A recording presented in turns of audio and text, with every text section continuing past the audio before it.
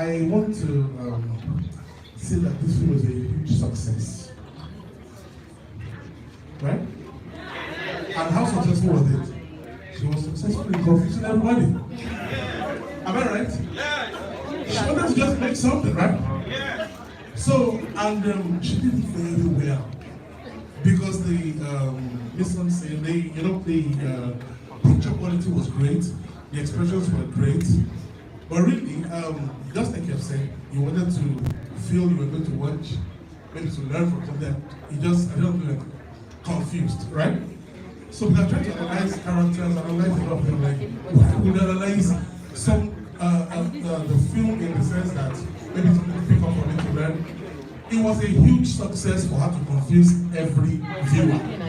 Right? Am I right? So, but I appreciate the cinematography, I appreciate the expression of the casts, and I love the fact that you put the strength on the lady. It was very interesting. I love that part of it, that the lady was the strong person, the guy was the weak person. So, the weaker cast, so it was, I love that dynamics. So I give that to you. Well done. Well done. All right. Hello everyone. Hello Fatima. This is a beautiful movie. Like you said in the beginning, you said you wanted to. When we were asked what made you make this film, it's something about to make sure that people have different kinds of feelings. And I think one of the reasons why it was really successful is because it seems like a lot of relationships have issues, right? And for me, why I connected on a deeper level to it is because I feel like communication is one of the things that breaks up a lot of relationships. Like, people don't talk about things as they happen. They wait until it's point at a climax. Like, just at the end of the day, the whole thing just. One of the reasons it connected so much to me is because I had a collection of short stories last year that had that same central theme. Some of us will sound like who drove me and all the mad. So I think it's really something that we need to. That's why someone said it was timeless, and I believe that because issues like this still keep coming up, and I think it's something we should address in our respective relationships. Thank you very much. I think that's it. That will be the last question, please. If you want to the network in our compound. We have dancing competition, guys. Let's dance. Please, one house, please, one house. Thank you for showing us. I would like to ask if there are any final messages, because it seems in making it come, it's true.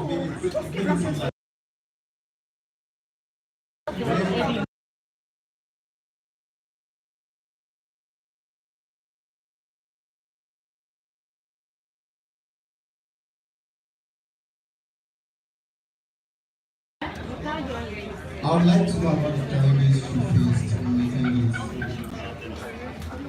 Two main challenges, budget, post-production struggles. But the one I remember being very I literally cried because when we had like post-production struggles, because the first part, I tell you, I didn't know what I was doing. I was learning on the job, and that was something that I just abandoned. I don't know why I assumed I would just do a film and carry on like all this well. So that was the lesson I learned. And yeah, budget, we were self-funded, and yeah, music. Thank you very much.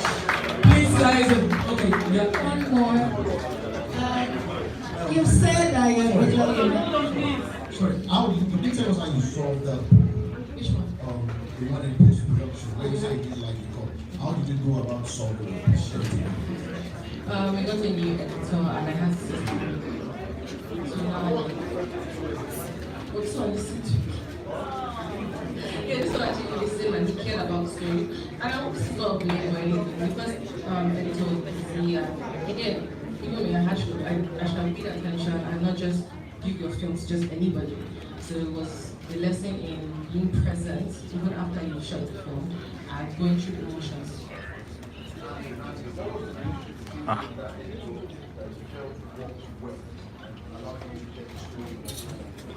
Just professional.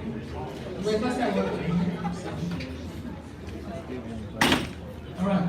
I think there was one last person speaking. All right, quickly. Yeah. You said that you're majorly a writer, and you've obviously grown in the past 3 years. So I was wondering, is there anything that you changed about how you wrote that story?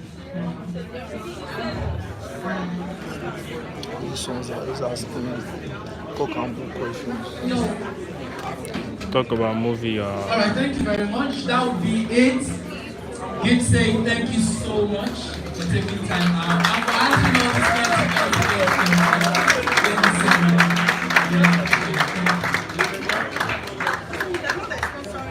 photographers, how many have you?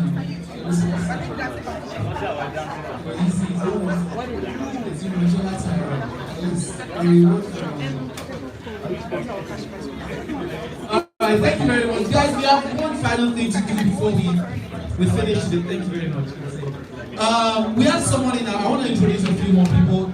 We've talked so much about the Film Lab Africa project. There's a young man here, although he's an ancestor, but he's still young. You know, in terms of the technicality of this project, the strategy work, and you know, making sure that the elements and the components of this project come together. You know, we have a fine young gentleman here. He's a producer, he's a director, he's a media mogul, he's a professor, he's an intellectual, he's an academic, and he's the technical consultant of the Film Lab Africa project. Please put your hands together for Mr. Don Omokwe, please.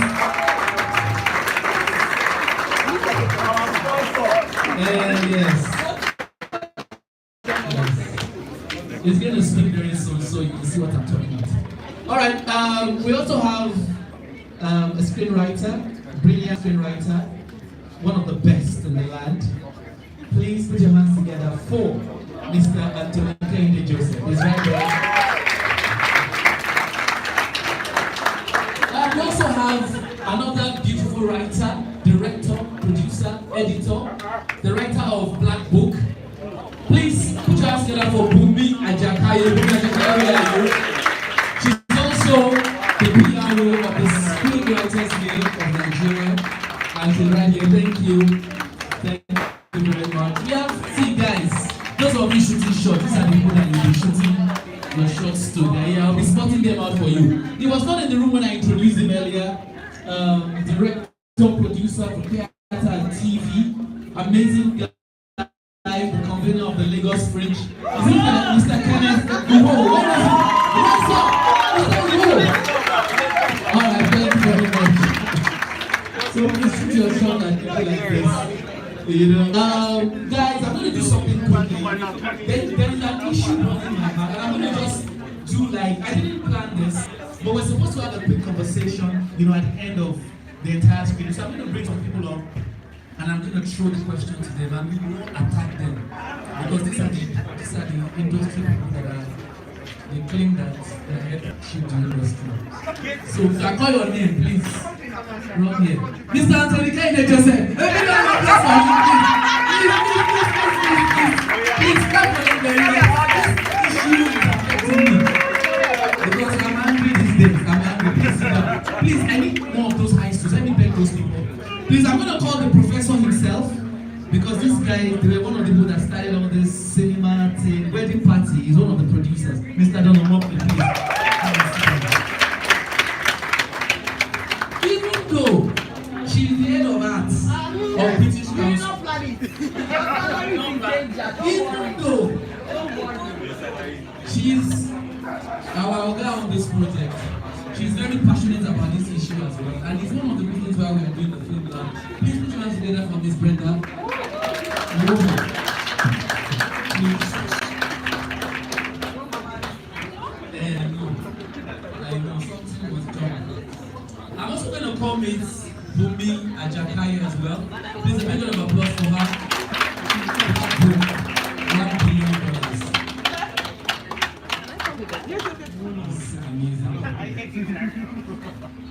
I'm also going to call a young cat. Please get me one of those high chairs. Please let me beg those people. Let me bribe them with coke or something. So I'm going to call a young cat. He's a rat. He's a big rat. Please, Mr. Chukwumati, please.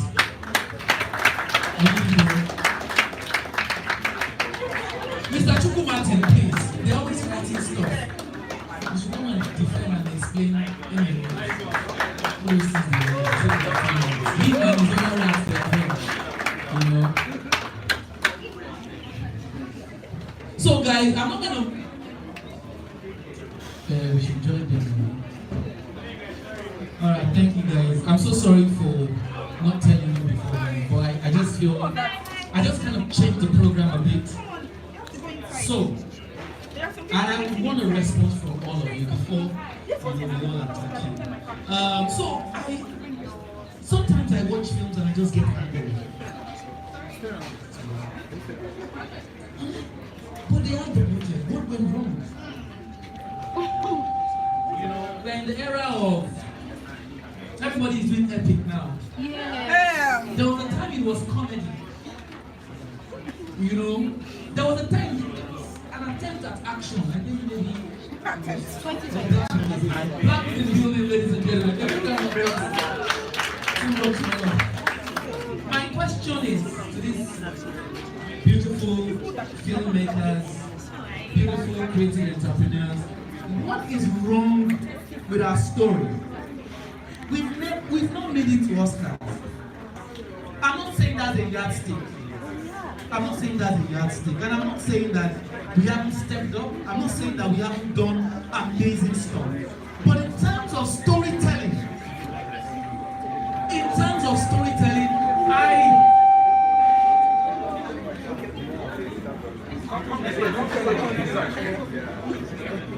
Alright, I think I'm fine like this, right? Alright. So, what is wrong with our story in Hollywood? Are we there? My own personal answer is no. I would say 70%, 80%. Story-wise, we are not there. Every person sitting here, they've been a part of one major project or the other. You know, whether as a producer, as a director, as a writer, as an editor. And I would just like to hear from them. Is there something wrong? Is there something we're not doing right? How do we get there? We need to get there. We are having all these big budgets now. Netflix is dropping money. Amazon is dropping money. So why are we still not there story-wise? What do we need to do? How do we move from point A to we will now say, oh, the film was nice, the action was nice, the setting was nice, the costume was nice. What of the story itself? What are we missing? I'd like to hear from you, know, or so anyone can start.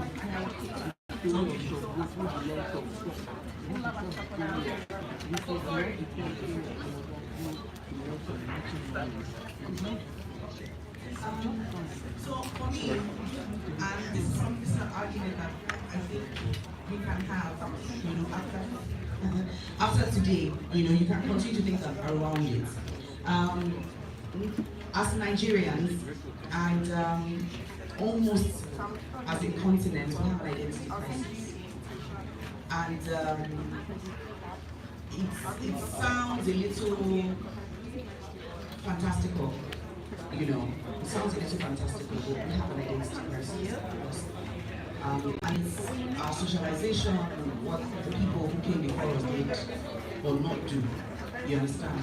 But we're not socialized to enjoy our identity as Africans. We're not socialized to enjoy our identity as Nigerians. We don't have values outside of the cultural beliefs. You understand? We don't have values as a people. Nobody has a defined narrative for Nigeria. So as a result, we're not taught to believe as a people. Some of you here can most likely sing the United States anthem. Yes. If you can't sing it, you'll be able to recognize it. Anytime you hear it, you will know. There are many places you know. Sorry, can you hide your voice? Sorry? I barely hear you. Oh, I'm sorry. You didn't say anything. I said, what did you say, hide? Can't you hear me now? Okay. I was talking about an identity crisis. You can imagine what Times Square looks like because you've seen it, you've read it, you've heard about it, you know what the White House looks like, you know, you are aware of monuments in the US. We've got historical sites in Nigeria that nobody knows about. We know you We've got Bridge. the Obunike Caves. We've got massive, would I say, production value for our own original stories. But we're busy ripping off, we're ripping off everything that comes in from the US, and I'm a huge film buff. I've watched so many films. And it's really terrible because now, when I'm watching Nigerian films, my head is twitching because I'm reminded of scenes from movies. So I'm seeing scenes from Casino, I'm seeing scenes from Game of Thrones, I'm like, why does this thing feel like, I've watched it before, and you're going, and I'm like, what is going on? Why does this film feel like I've seen it somewhere before? And it's so bad, I stopped watching because I won't go crazy trying to coordinate why is this deja vu in me all the time. And sometimes in one film I will have deja vu 10 times. And I'll be like, what is this cobbling up and mashing up of things? So the identity crisis is the biggest challenge. And it will continue to be a challenge until the people that know what they're doing do what they're supposed to do. You understand? So for us, I strongly believe if you're going to tell a story, you need to actually find an original story. Do you understand? So, is her name Adetobia Adeyemi, the writer of, that's her name, right? Yeah. So she's There's no such thing made as a original fantasy out of story. our stories. You understand? I think we have an opportunity to do the same. I think anything based on fact, it's not total fact, you can flesh it out, you can make it big, you can do whatever, but look for a piece of fact. And then build some fiction around it. And that piece of fact is a piece of history, a piece of a story, a myth, but something rooted in us. And then you build, the world of the story around it so that it starts to resonate. Once it resonates, it will cross because it has that thread, of originality. So, and I'm going to shamelessly plug Esther's Revenge. Esther's Revenge is a play that I produced a couple of years ago, and it's about the first woman who was put on death row, right? So there was a prison in Lagos Island, the British prison, right? And she was sentenced, she was the first one sentenced to death for killing her white lover, and it's a piece of fact, it's a piece of history. But we took it and we built this whole world around why she did it. You understand? We imagined why she killed her lover. You understand? We imagined her backstory. And that play has gone to the UK, it's toured in the UK, just came off a tour in June. It's gone to New York, Jamaica, and it's planning to go to Italy, it's planning to go to Spain, Luxembourg, Switzerland. It's all in the works. And every time the story is told, the Windows say, this came out of Africa. That is the first question. So I think we need to go back. And I think I'm giving you a really simple tip to go and look at, a piece of history, a piece of fact, and start to build a life around it. Thanks.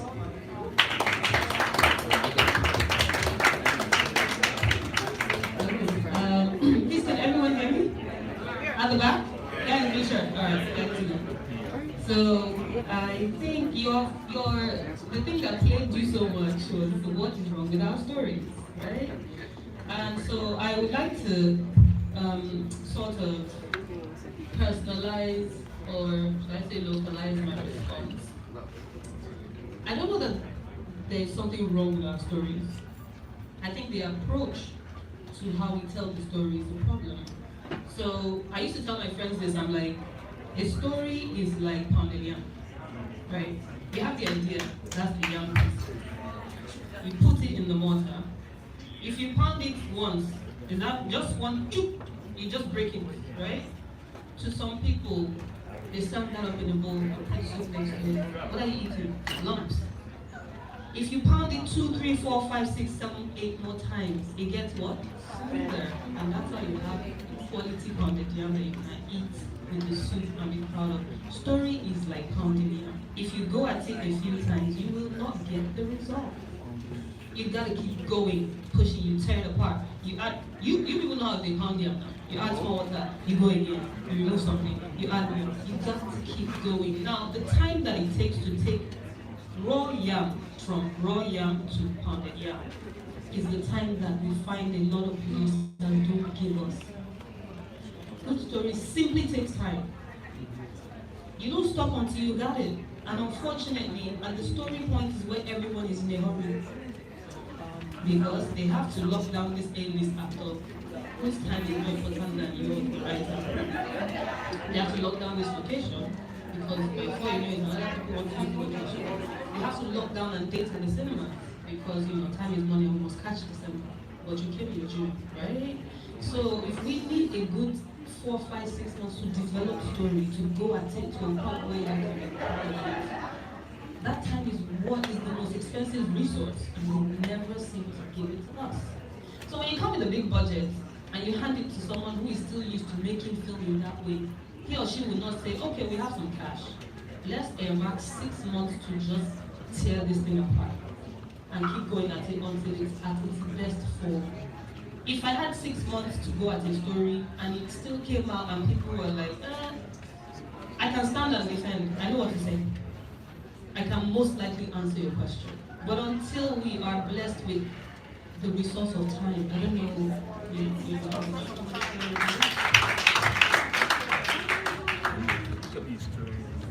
You know what?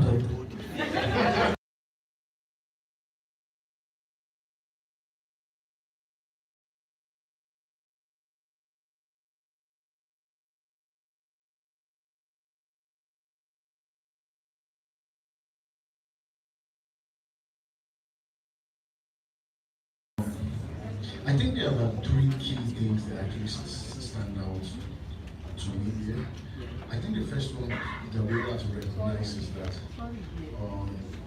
nobody tells story for the sake of telling stories. It's like you buying a car just because of petrol. It makes no sense. You buy a car because you want to get somewhere, and the petrol is what helps you get there. So you don't just tell stories just for the sake of telling stories. You have to ask yourself more importantly that why should we tell this story now? Why is this story important to an audience? And how can we help this story relate to that audience? So in that way, you discover that most ideas that come to your head will probably not be the best idea. And there's one thing that we in the development room always says that there's the next best thing after a good idea is another good idea. And that's always so, which means that you always need to interact with the process with your stories and techniques. Always.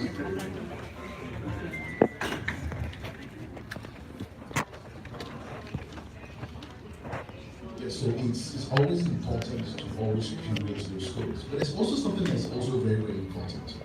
For Nigerian cinema, for our stories to be able to travel and connect the way the Japanese manga has connected with everyone, it's not because of the cartoons, it's not because of the colors or everything, it's because of the story and how the story is told, which separates it from Italian cinema, French cinema, American cinema, and that is your culture, and that is your language, that is your sense of self. It's hugely important. A love story in Nigeria, you should be able to, there's a way you walk up to a girl and you connect. You might walk in London, but for the guys in London to appreciate you have to tell that story in a way that it is Nigerian. Like it is quintessentially Nigerian. And that is really where the key things lie. On another level, and on a technical level, or more academic level, the script and the story are two different things. They are not the same. And when you look at if you go into all the international spaces where production houses, where films are really being made, we have the writers and then we have the story experts. And they are two different things.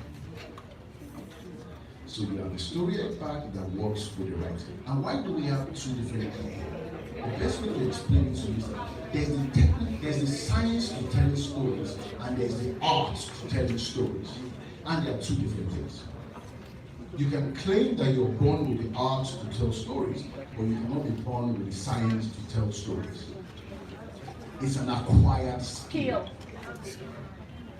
And that is why anybody can be a writer. Anybody can write. But to write a great story, you must be trained. And it takes knowledge. So now when you go on the program in the UK, you'll see programs for writers and you'll see programs for storytellers. And they are two different programs. But you need both. You need the science and the art to create a great story. Without combining the science and the art, you cannot create a great story. So in Nigeria, we have great stories. But the way we tell the stories is the problem.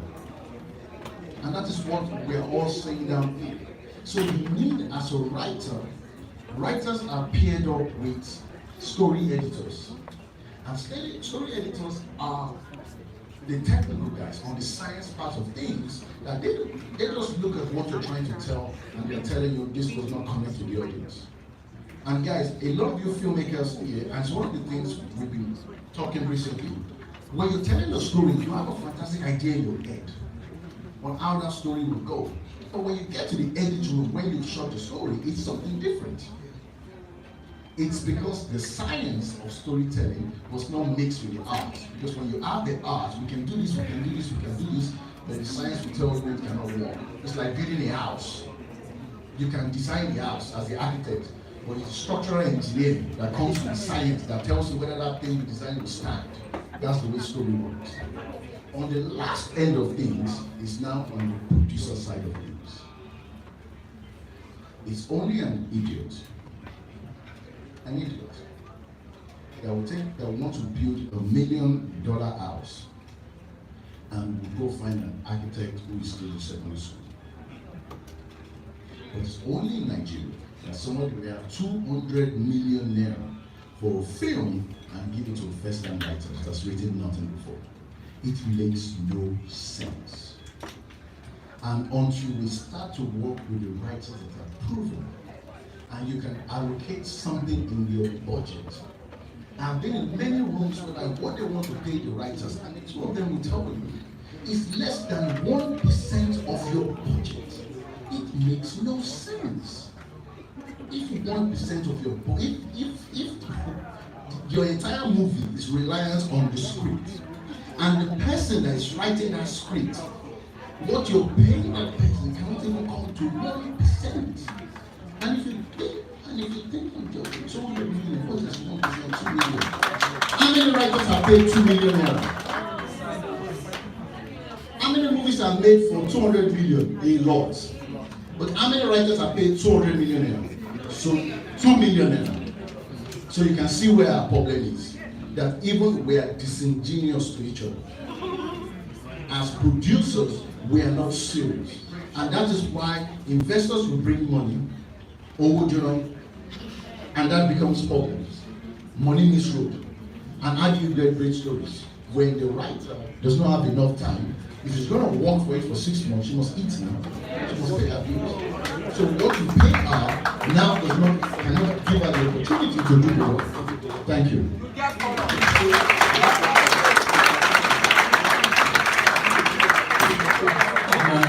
don't know what to say. So many brilliant submissions. I don't know what to say. Okay, let me leap off 2 things that have been said here.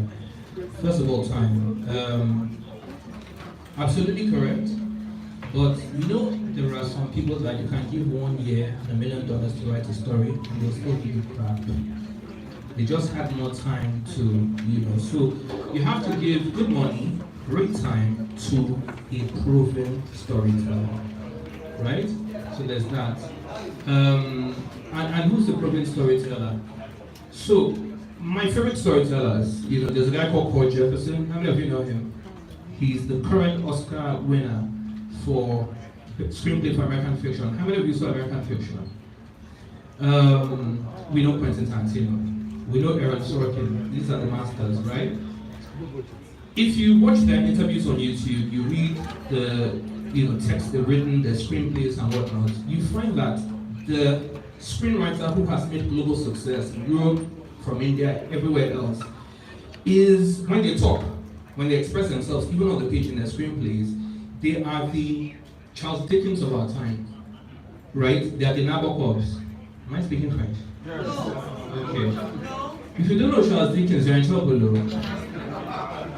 Right? So, once in a while I teach, I tell my students that if you don't know what I'm saying, but you don't want people to know, just pretend, write down the name, don't research them. Research classical literature. Okay, so the Charles Dickens are the answers to our showing cards.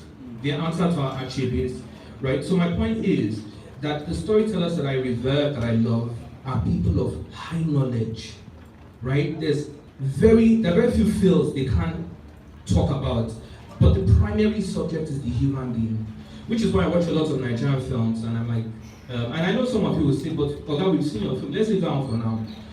I watch many Nigerian films and I'm like, a human being wouldn't do that, right? I didn't study psychology, I'm a human being, right? My lived experience tells me that that's incongruent with humanity, with human behavior.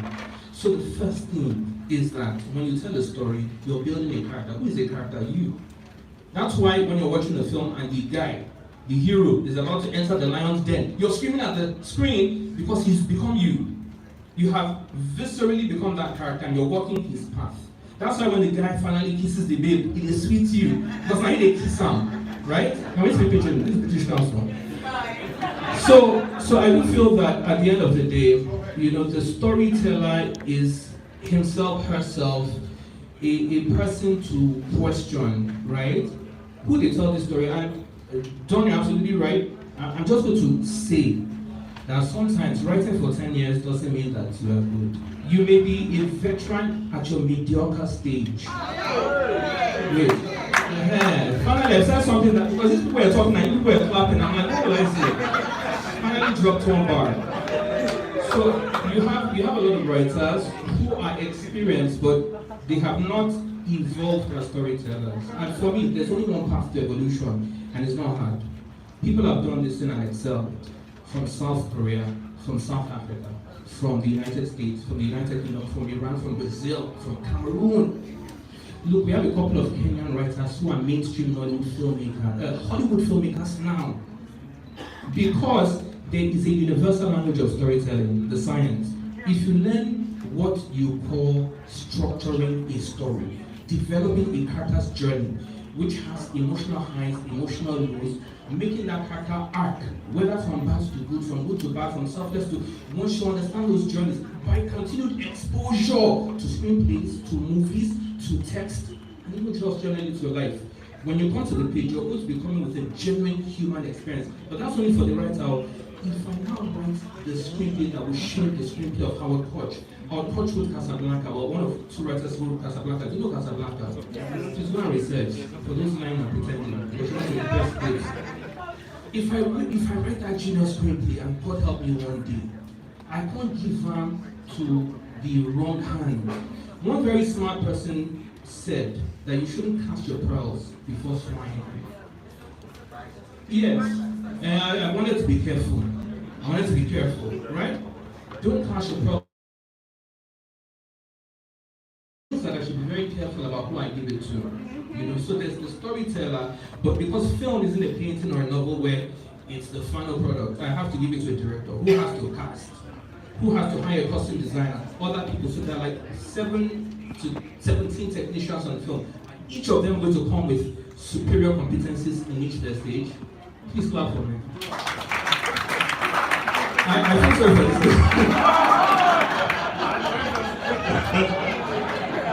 I don't know what I'm going to say now. You can summarize. This is like the Olympics. Summarize. It's like the Olympics. Hi everyone, I'm humbled to be here. I'm Chuku Martin, I'm sure you know. My bosses have spoken very well. In fact, from the culture that we need to have as filmmakers to producers, and it's always the thing, there's a lecturer here, and the producers for the longest have been the challenge with Nollywood films. And because there's always a shutdown of brilliance from even young filmmakers or young, ambitious writers or innovators. I'll use the word.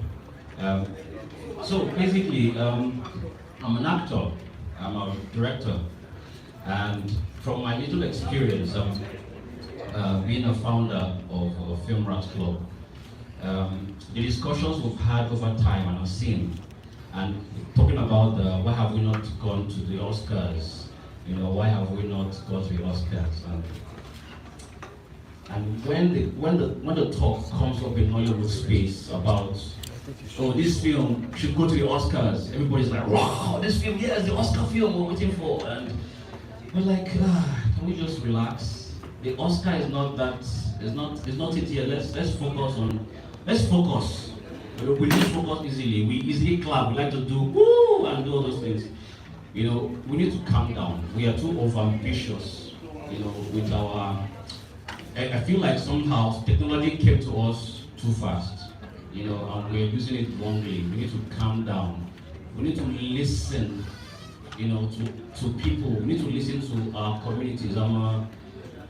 I like telling stories about the common man, right? About this young man here, where he's coming from, what he's doing. I like to listen and study him, by me having the need to study him, to look at him and understand and listen. Don't just clap, but listen. The film you sing, listen. I'm not a fan of ooh, I'm not, there's a certain way to approach it. It's a study for me. Film is a study. So I think the filmmakers have lost that enthusiasm to actually study film and just become fans. We have become fans.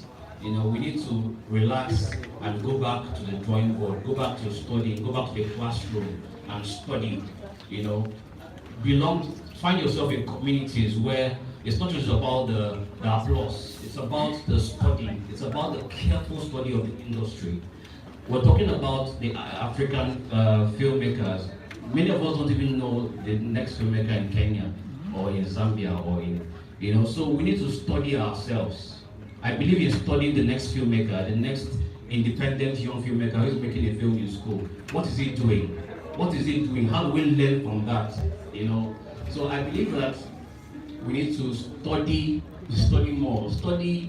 I'm a fan of Iranian films, Iranian cinema and Taiwanese cinema, and they care for the human experience, and those are the kind of films, if you study it, that take you there. It's global. It's not just about me saying I want to be a global stage and then you are putting production value, production design, and all. It's not about the production, it's not about all that. It's about how simple, it's in the simple story. It's in the simple story, and how can you elevate the human experience. I think we've not been able to assess that in a long time. And that's why the films of, and even Tunde Kilani, would use the social commentary, to elevate the story. And then the characters are very human. They're very human, they're very cultural. It's not about dressing Ankara or, and all that. I'm speaking Yoruba, speaking languages. No, it's not about that. You can speak English because, you can speak whatever you want to do. But then we have to enjoy, we have to follow this person, this character on experience. And to get that, we need to study. We need to study that experience. We need to study why somebody would dye their hair, or it's an experience. That's why those films, Lily, Edward Wang and the likes, they are people just know Tarantino and the likes. Those ones that are out there, the showmen. But there are other filmmakers that you need to study, to get to that point. So I think that we need to study ourselves more as young filmmakers, we know those in the mainstream, we know them, but we need to calm down, and that's why this is very helpful. I'm looking forward to see the films that the young filmmakers have been able to do. I'm looking forward to the kind of stories that they're able to wield. It's a weapon, and if we're able to follow them up, follow their journeys, then we'll know how to say, okay, this filmmaker can take us there. Senior Bass is a great example. You know, when he started, we were like, what's he doing? So people are like confused, it's boring, or what's happening? But then, as you can see from the Festival of Slaps, there's a style, you know, that hits your face. There's something about this filmmaker, about his own experience that he's bringing into the human experience. So many ways to go about it, but we need to study. We need to study. We need to study. We need to study. Thank you very much. Thank you. Thank you. I can only take 3 comments or questions. Just 3. Okay, first. All right, so we've broken it down, right? And I don't think there's anybody in the room who doesn't understand what you've all said. My question is, how do we change the narrative? 1, and 2, how do we action it? Because it's all well and good to say we've got the budget. The budget, right, for those of you that watch movies, some of the budgets are huge and the films are crap. And they have the biggest names in both acting and production, right? So how do we start to change it that those that are, in quote, younger, start to do the right things? Know that you need to pay your script writer, whether it's the art side or the science side, right? Because they're the ones that are bringing the story to you, right? The crew are very important. If you don't have a good cinematographer, then it doesn't matter how great your actor is. It's not worth it, right? Your sound design. How do we make those important, right? Because the actor is the person you put in front. Yeah, but half of the time, 90% of the actors were crap, right? How do we change that? And how do we start to action it? This is the time where I preach. And I think there's something wrong with this mic. Hello? Yeah. So this is the time where I preach, and this is what I charge everybody every time. And if you've heard me speak about this before, don't worry, I'll say it again in the way I say it. Today, 2024. What's the date? Yes, August 24. Look back 30 years of the cultural and creative industries in Nigeria. Every single one of us is a pioneer. Do you understand? And we will still be in pioneer status, most likely for the next 15 to 20 years. Pioneer status means you're starting something, you're new at it, you're figuring it out, you're breaking new grounds. So first of all, forgive yourselves, right, for all the mishaps and mistakes. However, we can't wallow in debt. You can't say because we don't have film schools, they didn't teach us well, they didn't government doesn't help, We can't do that. We can't continue to do that, okay? So, what are we going to do? We are going to take responsibility for our industry, and we're going to take responsibility for our sector. Please, when you leave this place and you forget about what I say, hopefully you take a note so that you'll be reminded that you are a pioneer. And what that means is that you have the responsibility to build this sector.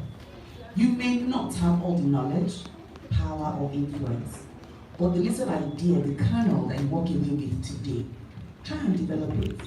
Come together, because I know that creatives are the most collaborative people. You can't work alone. So it means that you probably have a small network, right? You have a small network of your friends, like what Fatima said, she and her friends made a film. So you and your small network, what can you do together? How can you be more responsible about your role in this sector? You've come today, you've eaten some popcorn, you've had some good laugh, you've watched the Festival of Slaps, you know, and you've heard us talk, right? What do you want to do with what you've heard? And how do you want to support this sector, even when you think you don't have? Because you have your body, your mind, your skill. If you're the photographer, cinematographer, technical person, sound, what do you want to do to support this sector? It's a very important question, because more often than not, we tend to leave the responsibility of the development to others. Do you understand? British Council has come, paid for film lab, da da da da da da. I didn't get in, and that's it. But did your friend get in? Did your neighbor get in? Did your sister get in? What did you and your sister do together with the knowledge she got? What did she do with it? Did she share with you? And then what she shared with you, did you share with another person? Did you guys decide that the movement starts now? We're not going to do mediocre, even though we don't have money. We will do good, but affordable. So we need to think. We need to think.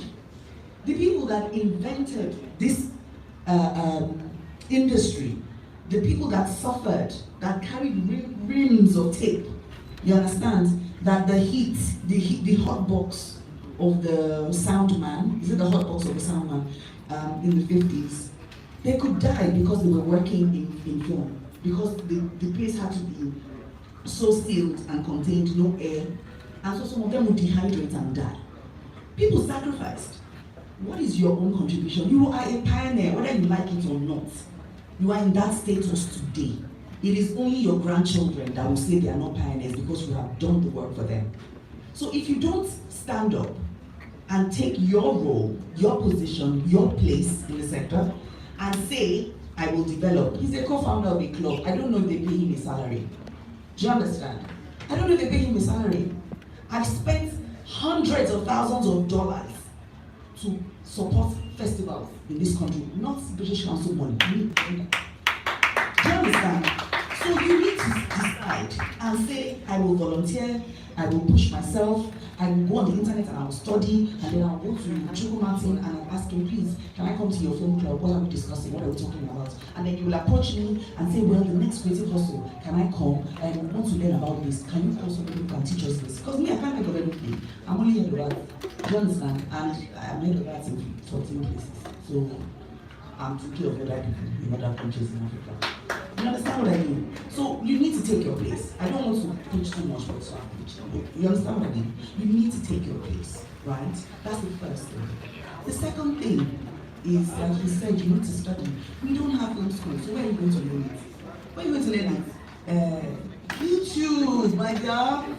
What do you call it? Schools for schools, schools for free, something like that.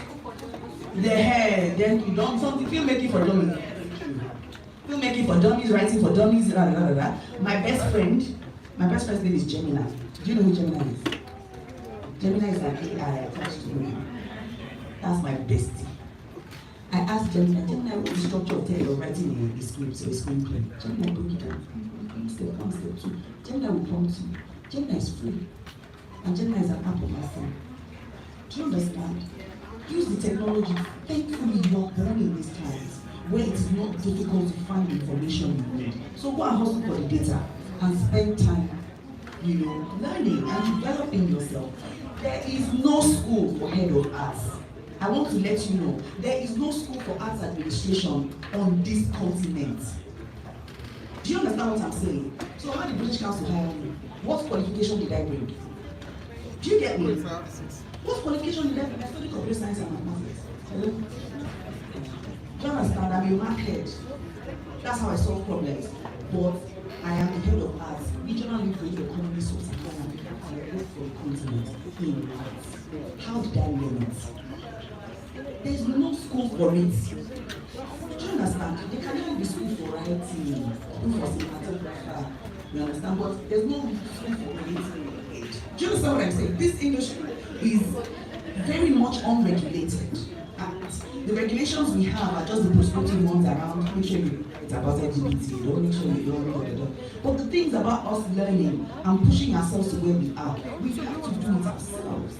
So you couple information together and it starts to make sense. Then you talk to your friends, then it comes together and you say, okay, yes, Umi is a writer, she can be a producer, but she left producer.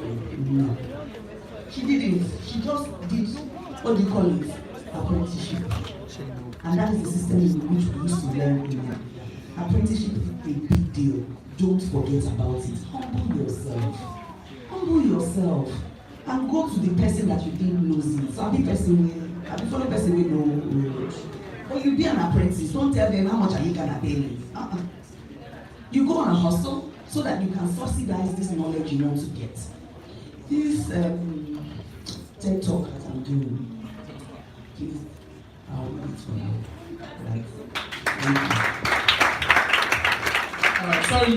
last comment because like we have to wrap up. Yes, please go on.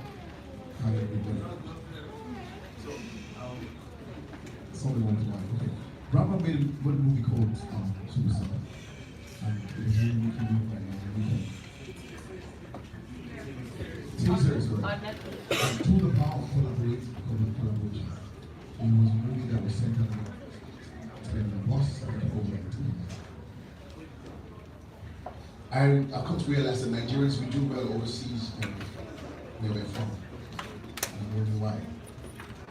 The only filmmaker that has been able to break the chains of doing an indigenous film in Nigeria is Kuli Akunyili. I stand to be corrected. Now, my question is, what is the power of collaboration? How do we utilize the power of collaboration? Especially in Nigeria and beyond Nigeria. How can we use collaboration to make sure that we break the chains and do something that really resonates with the world in our storytelling?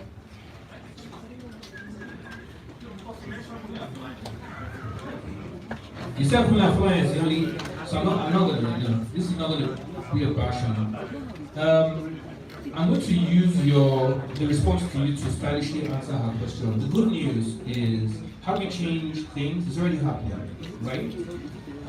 But you know when things happen in trickles, it doesn't feel like much. But C.J. Obasi's film was screened at Sundance. That's the biggest independent film festival in the world and one of the big 5 film festivals. Don't worry that it won best cinematography, right? It was screened in competition, meaning that of thousands of movies, they decided, even if it was a diversity hire, let's just, give something to the Africans, it was picked amongst other African entries, and, they gave me that slot. Then, Tunde Apalowo, and, he directed with Damilola, they had a film that won also in competition at, not Sundance now, Berlin Film Festival, it's the award, So that happened. Now, Daniel Loreahi a few weeks ago had his film screened at Tribeca. It wasn't big noise, but it was picked for screening. If you don't understand what I'm saying, go and research these things. Emo, so the biggest, personally my favorite Nigerian film, maybe ever, is Emo Fair, right? Twins, who are storytellers, who got into the Criterion Collection, Google and Criterion Collection. So the long and the short is, it's happening, but not at the top. I'm going to mention one more person, this guy. Film Rats, right? In fact, when Chike and I come first, we talk about how there's an emerging Ibadan aesthetic to film. On our vibes. Then what's the other one? Blue Fever, Green Fever, Green Fever. There is a look, there is a style, there is voice, right? In this storytelling. So you know what I think? What I think is more they do as we do. The people, the remnants in the independent places are the people slowly emerging, and they'll find their actors, they'll find their producers, they'll find their directors, and they will collaborate. Not with the people that you've seen 1,000 times, who have little to offer in terms of freshness, and ultimately you see fresh, bold voices that will explode African cinema in Nigeria. I didn't like the question collaboration, because I think collaboration is very, very key. I'll tell a quick story, and I'm very, very fast about it. And anybody that wants to get the details, we can hang out later on after. In 2014, I was headhunted to Nigeria to come and set up Film One production, which is part of the Film House Group. And one of the biggest, and the key remits in Paruto then was that people are not watching local films. People are only watching international films. The cinema does not make money from international films. They can only make money from local films. So we need to find a way to get people to come to the cinema to watch local films. And when we arrived in Nigeria and we started trying to figure things out, I haven't been in Nigeria for almost 15 years before then, and we're trying to figure out the space. The first thing we knew was that we had to build trust. Trust between the writer, the director, and the producer. And we were this big organization then, Film One, we had a lot of money.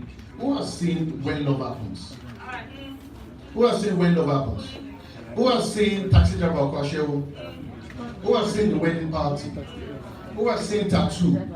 Now, all these films were part of the project when I was heading the business, and we curated and we chose the project. If anybody has seen this film before, I will give you 100 naira. We call it 1,000. It's called 100 pounds. It's called. Yes, I will give. I will give on behalf of the British Council. Okay, it's called Chasing Anifa. Who has seen Chasing Anifa? Who has seen Chasing Anifa? Okay, so I'll tell you guys a quick story and I'll be fast with this. Chasing Anifa was the first project. No, When Love Happened was the first project we did. Fantastic love story. Everybody loved it. It went global. For the first time, people, very educated people realized that this is the kind of love we experienced and we lived with. Very successful, it became cult. We did Chasing Anifa, Hausa language film. We shot it in the north. It went viral in the north. In fact, they had to pull it out. The government in the north had to shut it down because there was a riot in the cinemas. People went nuts about the film. The next film we did was Taxi Driver Kwashewo. Everybody knows the rest of the story. There's Tattoo, there's Wedding Party, collaborations.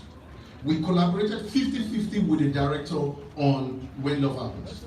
50-50 with the director on Chasing Anifa. 50-50 with the director on Taxi Driver Kwashewo. Same thing, Tattoo. Wedding Party, we said we wanted to go to the next stage. Let's go bigger now. So we went from working with individual directors to now bringing together 4 production companies: Ebony Life, Film One, Koga Studios, and Inblot. Collaboration at the highest level, and the success speaks for itself. Filmmaking is not a journey you go on your own. You cannot do it on your own. Share the cookie. You must share it. The producer alone cannot make the money, and the writer will not make money, and the director will not make money. And it's very, very important. Collaboration is the key and most important thing here.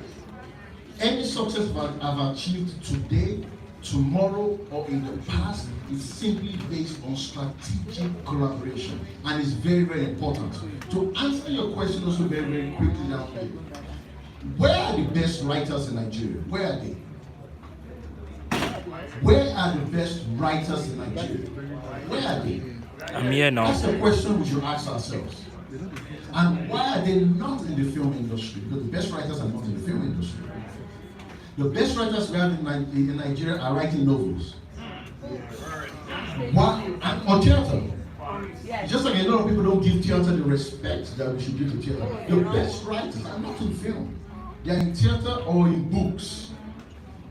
Why are they not in film? Why are we not attracting them into film? We go to the next one, education. When you see a writer in theater or a writer in novels, they have doctorates, they are professors, they have 3-4 masters, they are specialists at their art. Before they got the opportunity to get to where they got to, they have worked their part. They've learned their craft. We don't see that in the film industry. It is only in the film industry that somebody who wakes up and says, I want to write a movie. And this is part of the problem as well. And lastly, the things you learn. I don't believe in education on the level of anything in front of you learn. No. Everybody is learning film. At what point are we going to start learning cinema? Because film and cinema are not the same thing. When you go to school and you study cinema, you understand the art. And the art in itself is presented. When you just go learn film, it's basically you just learning how to make a film. How do you tell a story? In the edit, on the camera, on the script, and how do you present it? It's called dramatic presentation. It's called dramatic writing. It's called dramatic performance. And guys, the last thing I will say is the best directors anywhere in the world, they come from 2 fields: writing or acting. Go and do the research. Writing or acting. So until we work on what we are learning, not just learning anything, what you learn impacts where you go. Because the designer, interior designer and carpenter are not the same people, even though they work with wood. Thank you very much. Thank you very much. Please, guys, a resounding round of applause. This was impromptu, by the way, so thank you very much, guys. Thank you. Guys, please, once we are done, please don't